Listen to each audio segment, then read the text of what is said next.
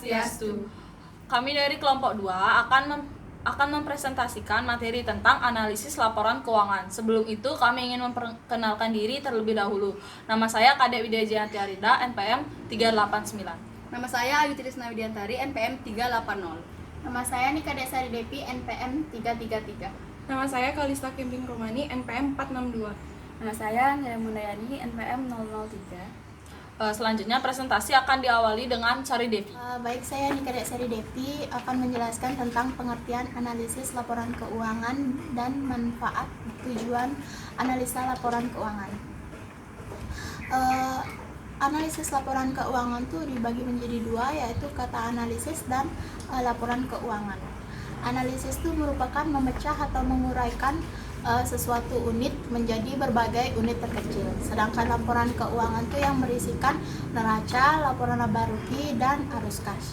Jadi analisis laporan keuangan itu merupakan menguraikan pos-pos laporan keuangan menjadi unit informasi yang lebih kecil dan melihat hubungannya yang bersifat signifikan atau yang mempunyai makna antara satu dengan yang lain, baik antara data kuantitatif maupun non kuantitatif, yaitu dengan tujuan untuk mengetahui kondisi keuangan lebih dalam yang sangat penting untuk menghasilkan keputusan yang tepat. Selanjutnya ada manfaat dan tujuan analisis laporan keuangan. Yang pertama yaitu untuk mengetahui posisi keuangan perusahaan dalam satu periode tertentu, baik itu aset, liabilitas, ekuitas maupun hasil usaha yang telah dicapai selama beberapa periode. Dan kedua itu untuk mengetahui kelemahan-kelemahan yang menjadi kekurangan perusahaan. Yang ketiga yaitu untuk mengetahui kekuatan-kekuatan yang menjadi keunggulan perusahaan. Yang keempat, untuk menentukan langkah-langkah perbaikan yang perlu dilakukan di masa mendatang, khususnya yang berkaitan dengan posisi keuangan perusahaan di saat ini. Yang kelima, untuk melakukan penilaian kinerja manajemen. Dan yang terakhir yaitu sebagai pembanding dengan perusahaan sejenis, terutama mengenai hasil yang telah dicapai. Di sisi lain juga ada tujuan analisis keuangan menurut Bernstein, yaitu yang pertama screening, yaitu analisis yang dilakukan dengan melihat secara kritis data-data yang terkandung dalam analisis laporan keuangan untuk kepentingan pemilihan investasi ataupun kemungkinan merger. Yang kedua ada forecasting, yaitu analisis yang dilakukan untuk memprediksi kondisi keuangan perusahaan di masa yang akan datang. Yang ketiga ada diagnosis, yaitu analisa yang dilakukan untuk melihat kemungkinan adanya masalah-masalah yang terjadi dalam perusahaan, baik itu manajemen operasi, keuangan, ataupun masalah lainnya. Yang keempat ada evaluation, yaitu analisa yang dilakukan untuk menilai prestasi, kinerja operasional, tingkat efisiensi, dan lain sebagainya. Yang kelima ada understanding, yaitu dengan melakukan analisis laporan keuangan ini, informasi mentah yang ada dalam laporan keuangan itu akan menjadi lebih bermakna. Sekian. Baik, di sini saya akan menjelaskan bentuk-bentuk dan teknik analisis laporan keuangan. Secara garis besar, ada dua metode analisis laporan keuangan yang lazim dipergunakan dalam prakteknya. Yang pertama, analisis vertikal atau statis. Analisis vertikal merupakan analisis yang dilakukan hanya terhadap satu periode laporan keuangan saja. Analisis ini dilakukan antara pos-pos yang ada dalam laporan keuangan dari satu periode. Analisis vertikal juga dapat berupa analisis perbandingan terhadap laporan keuangan perusahaan lain pada satu periode waktu tertentu, di mana perbandingan dilakukan terhadap informasi serupa dari perusahaan lain yang berada dalam satu industri yang sama atau dikaitkan dengan data industri sebagai patokan pada periode waktu yang sama. Yang kedua, analisis horizontal atau dinamis. Analisis horizontal merupakan analisis yang dilakukan dengan membandingkan laporan keuangan dari beberapa periode. Dengan kata lain, perbandingan dilakukan dengan informasi serupa dari perusahaan yang sama atau perusahaan itu sendiri, tetapi untuk periode waktu yang berbeda. Melalui hasil analisis ini dapat dilihat kemajuan atau kemunduran kinerja perusahaan dari periode yang satu ke periode berikutnya. Teknik analisis yang biasa digunakan dalam analisis laporan keuangan adalah sebagai berikut. Yang pertama, analisis perbandingan laporan keuangan adalah metode dan teknik analisis dengan cara memperbandingkan laporan keuangan untuk dua periode atau lebih dengan menunjukkan yang pertama, data absolut atau jumlah-jumlah dalam rupiah. Yang kedua, kenaikan atau penurunan dalam jumlah rupiah. Yang ketiga, kenaikan atau penurunan dalam jumlah persentase. Lalu, yang keempat ada perbandingan yang dinyatakan dengan rasio. Yang kelima, persentase dari total. Yang kedua, analisis tren atau tendensi posisi dan kemajuan keuangan perusahaan yang dinyatakan dalam presentase. Adalah suatu metode atau teknik analisis untuk mengetahui tendensi daripada keuangannya, apakah menunjukkan tendensi tetap, naik, atau menurun. Yang ketiga, analisis laporan dengan persentase per komponen atau common size statement analysis. Adalah suatu metode analisis untuk mengetahui presentase investasi pada masing-masing aktiva terhadap total aktivanya, juga untuk mengetahui struktur permodalannya dan komposisi perongkosan yang terjadi yang dihubungkan dengan jumlah penjualannya. Yang keempat, analisis sumber dan penggunaan modal kerja. Adalah suatu analisis untuk mengetahui sumber-sumber serta penggunaan modal atau untuk mengetahui sebab-sebab berubahnya modal kerja dalam periode tertentu.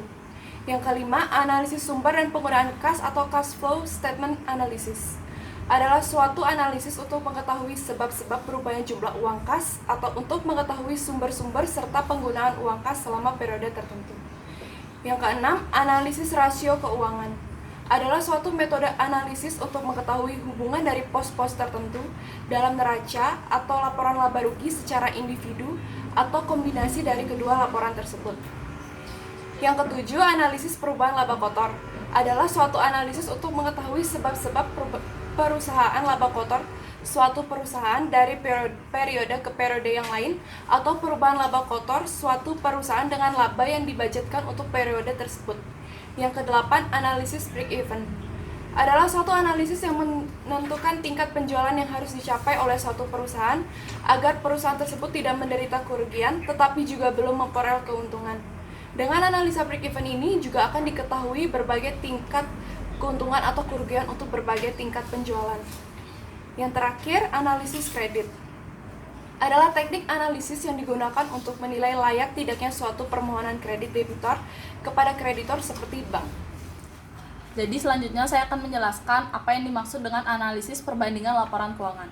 Analisis perbandingan laporan keuangan adalah suatu teknik analisis dengan cara membandingkan dua periode atau lebih laporan keuangan, di mana hal-hal tersebut menunjukkan perubahan, kenaikan ataupun penurunan dalam pos-pos laporan keuangan. Dengan mengetahui perubahan-perubahan dalam pos-pos laporan keuangan ini, hal itu perlu diketahui untuk dapat dianalisis faktor penyebabnya, apa yang menyebabkan penurunan ataupun kenaikan tersebut, dan tindakan apa yang akan dilakukan selanjutnya. Sebagai contoh, kita ambil laporan laba rugi komparatif pada suatu perusahaan yakni PT Universtar Tbk untuk tahun yang berakhir 31 Desember 2018 dan 2017. Dapat dilihat bahwa pendapatan penjualan tahun 2018 mengalami kenaikan yakni sebesar 2.800.000.000 hal dibandingkan dengan tahun sebelumnya. Hal itu terjadi karena pada tahun 2018 telah terjadi peningkatan jumlah penjualan dibandingkan dengan tahun sebelumnya. Yang kedua dapat kita lihat di sini ialah harga pokok penjualan pada tahun 2018 mengalami peningkatan sebesar 2.200.000.000. Hal ini terjadi karena meningkatnya jumlah penjualan pada tahun 2018. Yang ketiga, yakni laba kotor pada tahun 2018 mengalami kenaikan yakni sebesar 600 juta. Hal ini terjadi karena telah terjadinya peningkatan pendapatan penjualan pada tahun 2018. Selanjutnya, beban operasional. Beban operasional tahun 2018 mengalami kenaikan sebesar 260 juta. Hal ini terjadi karena telah terjadi peningkatan pada beban-beban operasional seperti beban penjualan, beban administrasi maupun beban gaji, beban umum maupun beban yang lainnya. Selanjutnya adalah laba operasional. Laba operasional pada tahun 2018 mengalami peningkatan sebesar 340 juta dibandingkan dengan tahun sebelumnya. Laba operasional ini mengalami peningkatan karena karena peningkatan jumlah laba kotor pada tahun 2018 lebih besar dibandingkan beban operasionalnya. Selanjutnya, pendapatan dan keuntungan lain-lain pada tahun 2018 mengalami penurunan sebesar 80 juta dibandingkan dengan tahun 2017. Hal tersebut terjadi karena telah terjadinya penurunan pendapatan bunga dan keuntungan selisih kurs. Selanjutnya, beban dan kerugian lain-lain pada tahun 2018 mengalami kerugian sebesar 340 juta dibandingkan dengan tahun 2017. Hal-hal yang mempengaruhi penurunan tersebut adalah kemungkinan terjadinya suatu bencana yang menyebabkan kerusakan pada peralatan maupun perlengkapan yang terdapat di kantor. Selanjutnya adalah laba sebelum pajak penghasilan pada tahun 2018 mengalami peningkatan sebesar 600 juta. Hal tersebut terjadi karena laba operasional lebih besar dibandingkan dengan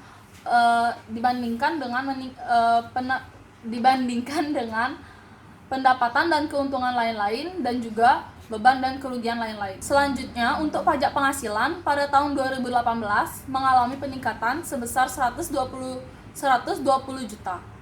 Hal yang mempengaruhi peningkatan tersebut adalah karena meningkatnya jumlah laba sebelum pajak penghasilan pada tahun 2018.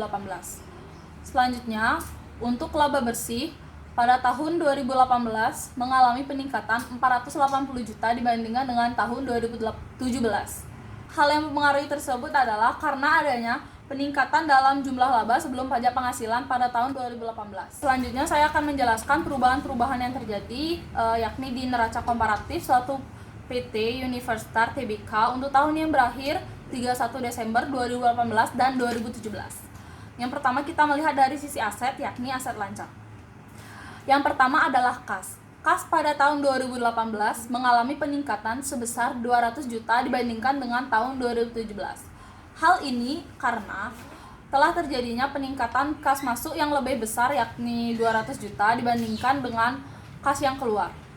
Yang kedua, saya akan menjelaskan mengenai piutang usaha. Piutang usaha pada tahun 2018 mengalami penurunan yakni sebesar 200 juta dibandingkan dengan tahun 2017. Hal ini terjadi karena penagihan piutang usaha pada tahun 2018 lebih besar dibandingkan dengan penjualan secara kredit yang dilakukan oleh perusahaan tersebut. Yang ketiga adalah persediaan barang dagangan. Persediaan barang dagangan pada tahun 2018 mengalami penurunan yakni sebesar Rp79.500.000. Hal ini terjadi karena pada tahun 2018 telah terjadi penjualan persediaan barang dagangan yang lebih besar yakni sebesar Rp79.500.000 dibandingkan dengan pembelian persediaan barang dagangan. Selanjutnya saya akan menjelaskan tentang perlengkapan. Perlengkapan pada tahun 2018 mengalami penurunan yakni sebesar Rp2.500.000. Hal yang menyebabkan penurunan tersebut adalah telah terjadinya pemakaian perlengkapan yang lebih besar yakni Rp2.500.000 dibandingkan dengan pembelian perlengkapan yang dilakukan oleh suatu perusahaan. Selanjutnya saya akan menjelaskan asuransi dibayar di muka. Asuransi dibayar di muka pada tahun 2018 mengalami peningkatan yakni sebesar Rp2 juta dibandingkan dengan tahun 2017. Hal yang menyebabkan kenaikan tersebut adalah karena telah terjadinya peningkatan pembayaran tambahan atas premi asuransi yang lebih besar yakni sebesar Rp2 juta dibandingkan dengan premi asuransi yang telah menjadi beban. Jadi, aset lancar pada tahun 2018 mengalami penurunan 80 juta dibandingkan dengan total aset lancar pada tahun 2017. Hal ini terjadi karena faktor-faktor sebelumnya yakni adanya peningkatan kas, adanya penurunan piutang usaha, adanya penurunan persediaan barang dagangan, adanya penurunan perlengkapan dan terjadinya peningkatan asuransi dibayar di muka. Selanjutnya masih di sisi aset, saya akan menjelaskan tentang aset tetap. Yang pertama ialah tanah. Tanah pada tahun 2018 mengalami peningkatan yakni sebesar 2 miliar 100 juta rupiah. Hal tersebut terjadi karena pada tahun 2018 telah terjadi pembelian tanah yakni sebesar 2 miliar 100 juta rupiah dan tidak ada penjualan tanah. Yang kedua, saya akan menjelaskan bangunan. Bangunan pada tahun 2018 mengalami peningkatan yakni sebesar 1 miliar 600 juta rupiah dibandingkan dengan tahun 2017. Hal tersebut terjadi karena pada tahun 2018 telah terjadi pembelian bangunan dan tidak dilakukan penjualan bangunan. Yang ketiga adalah akumulasi penyusutan bangunan. Akumulasi penyusutan bangunan pada tahun 2018 mengalami peningkatan yakni sebesar 300 juta rupiah. Hal tersebut terjadi karena telah meningkatnya penambahan jumlah penjualan atas pemanfaatan bangunan tersebut pada tahun 2018 dibandingkan dengan tahun 2017. Selanjutnya adalah mesin. Mesin pada tahun 2008 tidak mengalami peningkatan ataupun penurunan pada tahun 2018 karena tidak terjadi pembelian ataupun penjualan mesin. Selanjutnya saya akan menjelaskan akumulasi penyusutan mesin pada tahun 2017.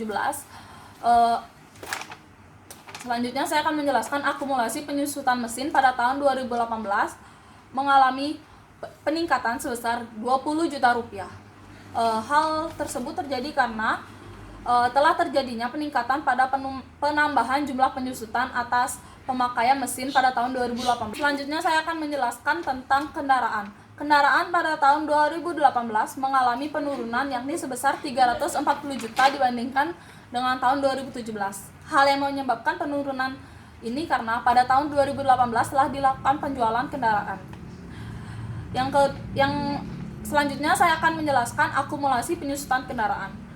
Akumulasi penyusutan kendaraan pada tahun 2018 mengalami penurunan yakni sebesar 100 juta rupiah dibandingkan dengan tahun 2017.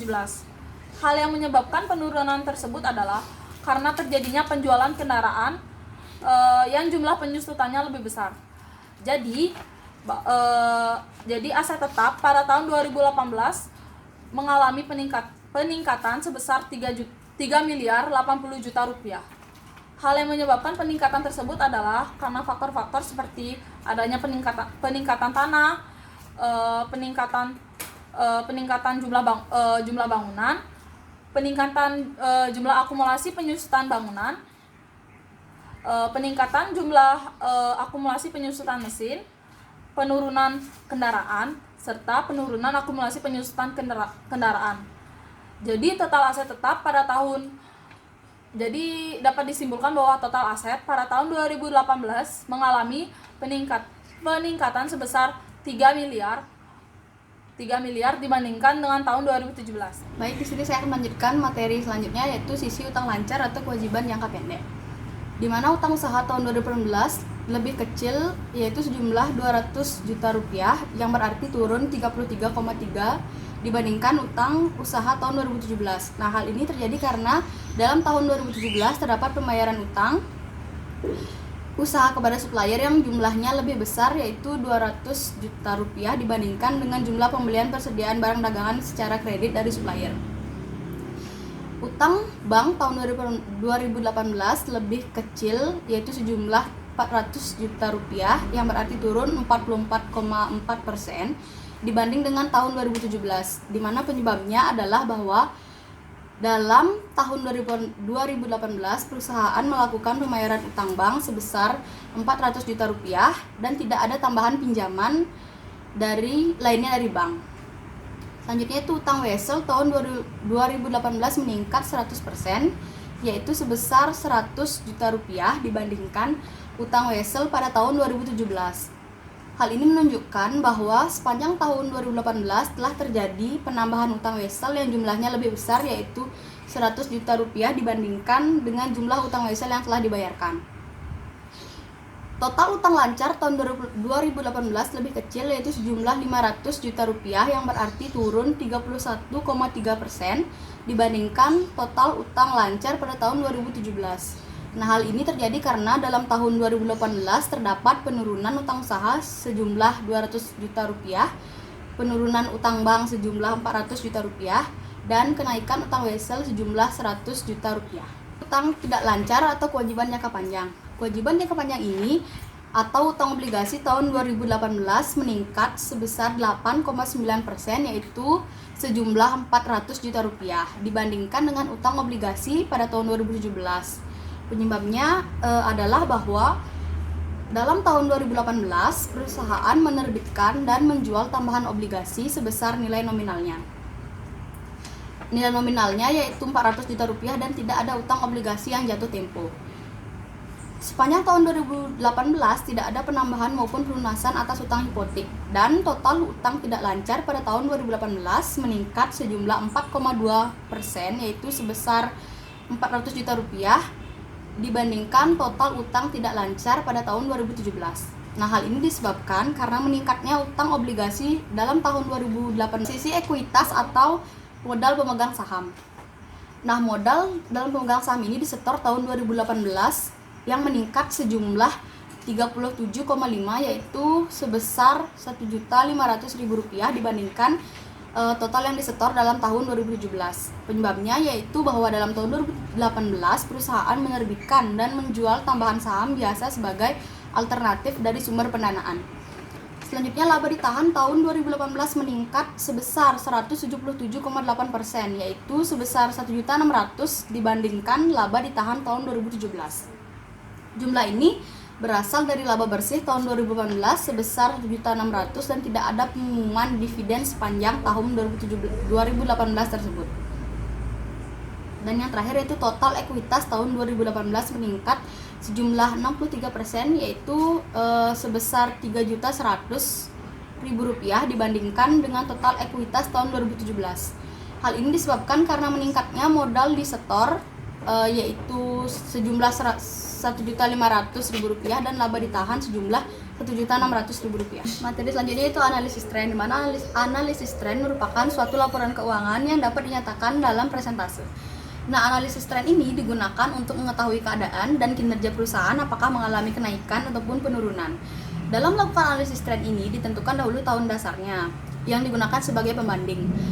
Biasanya analisis tren ini digunakan lebih dari 2-3 periode, maka akan digunakan yang namanya angka indeks, di mana angka indeks ini merupakan angka yang diharapkan dapat memberitahu perubahan-perubahan variabel atau lebih karakteristik pada waktu dan tempat yang sama atau berlainan.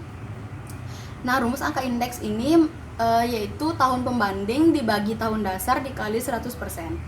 Dalam laporan keuangan yang telah disediakan sebelumnya, rumus angka indeks ditentukan angka indeks 2018 pada tahun 2018 yaitu kas, dimasukkan rumusnya tahun pembanding dibagi tahun dasar dikali 100%, yaitu kas pada tahun pembanding yaitu tahun 2018 dibagi kas pada tahun dasar yaitu 2017 yaitu 700 juta rupiah dibagi 500 juta rupiah lalu dikali 100% mendapatkan hasil 140%. Maka dalam hal ini berarti bahwa kas pada tahun 2018 sebesar 140% dari kas pada akhir tahun 2017. Kas pada tahun 2018 meningkat sebesar 40% jika dibandingkan dengan kas yang ada pada akhir tahun 2018. Dan kas akhir tahun 2018 berjumlah 40% lebih besar daripada kas pada akhir tahun 2017. Sedangkan untuk perhitungan piutang usaha pada tahun 2018 yaitu besarnya angka indeks masih sama rumusnya tahun pembanding dibagi tahun dasar dikali 100%. Nah, dalam hal ini angka indeks piutang usaha pada tahun dasar tahun pembanding yaitu tahun 2018 500 juta rupiah dibagi piutang usaha pada tahun dasar yaitu tahun 2017 yaitu dengan nominal 700 juta rupiah dikali 100% akan mendapatkan hasil 71,4%, di mana hal ini berarti bahwa piutang usaha akhir tahun 2018 sebesar 71,4% dari piutang usaha yang ada pada akhir tahun 2017 dan piutang usaha akhir tahun 2018 turun sebesar 28,6% jika dibandingkan dengan piutang usaha yang ada pada akhir tahun 2017. Dan piutang usaha akhir tahun 2018 berjumlah 28,6%, di mana lebih kecil dari piutang usaha yang ada pada akhir tahun 2017. Sekian presentasi dari saya. Baik, saya akan melanjutkan presentasi. Yang pertama itu saya akan menjelaskan mengenai analisis persentase per komponen. Nah, pengertiannya itu analisis persentase per komponen itu merupakan persentase dari masing-masing aktiva terhadap total aktiva, pasiva terhadap total pasiva, dan masing-masing unsur laba rugi terhadap jumlah penjualan netonya. Nah, laporan yang digunakan itu yaitu laporan common size analysis. Nah, common size analysis ini yaitu adalah menganalisis laporan keuangan untuk suatu periode tertentu dengan cara membanding-bandingkan pos yang satu dengan pos yang lainnya. Lalu perbandingan itu dilakukan dengan menggunakan persentase di mana salah satu posnya tuh ditetapkan patokan yaitu 100%. Selanjutnya yaitu perhitungan persentase per komponen. Nah, persentase per komponen ini memiliki beberapa metode. Yang pertama yaitu menyatakan total aktiva, total pasiva, dan jumlah penjualan neto itu dengan 100%. Lalu menghitung rasio dari masing-masing unsur laporan keuangan dengan totalnya. Nah, dengan cara membagi rupiah masing-masing unsur laporan keuangan itu dengan totalnya. Lalu ada persentase per komponen dengan rumus persentase per komponen sama dengan nilai pos dibagi dengan total aktiva dikali dengan 100%, dan persentase per komponen dari laporan laba rugi yakni persentase sama dengan nilai pos dibagi dengan nilai penjualan dikali dengan 100%. Lalu ada evaluasi persentase per komponen. Nah, evaluasi persentase per komponen ini ada dua, yaitu dari neraca dan dari laba rugi. Untuk dari neraca ini menunjukkan persentase dari masing-masing unsur aktiva dari total aktivanya dan pasiva dari total pasivanya. Dan untuk yang laba rugi, yang laba rugi itu menunjukkan besarnya persentase dari masing-masing unsur laba rugi dari nilai penjualannya. Nah, saya berikan contoh. Jika besar total aset yang dinyatakan sebagai 100% adalah 250 juta, akun persediaan dengan saldo 30 juta dan akan dinyatakan dengan neraca common size sebagai 12% dari total asetnya. Dengan kata lain, bahwa setiap satu rupiah total aset diinvestasikan pada 0,2 rupiah persediaan. Nah, demikian juga pada analisis laporan laba rugi, yang mana total penjualan bersih dinyatakan sebagai 100%. Dari akun-akun laporan laba rugi lainnya dinyatakan sebagai persentase terhadap total penjualan bersihnya. Nah, contoh, jika besar penjualan bersihnya dinyatakan 100% adalah 500 juta, maka harga pokok penjualan dengan saldo 350 juta akan dinyatakan dengan laporan laba rugi common size sebagai 70% dari yang didapat dari 350 juta rupiah dibagi dengan 500 juta rupiah dan dikali dengan 100% sesuai dengan rumusnya. Lalu sehingga berarti pada jumlah hasil pokok penjualannya adalah 70% dari total penjualan, sehingga penjualan bersih ini memuat 0,7 rupiah harga pokok penjualannya. Lalu berikutnya itu sebesar 150 juta merupakan selisih dari total penjualan bersih dengan harga pokok penjualan yang dinyatakan dengan laporan laba rugi common size sebagai 30%, yang mengartikan bahwa jumlah laba kotor yakni 30% dari total penjualan laba bersih. Dengan kata lain bahwa setiap satu rupiah penjualan bersih turut berkontribusi menciptakan 0,3 rupiah laba kotor. Sekian presentasi dari kami. Apabila ada yang ingin ditanyakan, dibuka sesi tanya jawab, yaitu di diskusi di classroom. Sekian presentasi dari kami akhiri dengan para mesanti. Om Santi Santi Santi Om.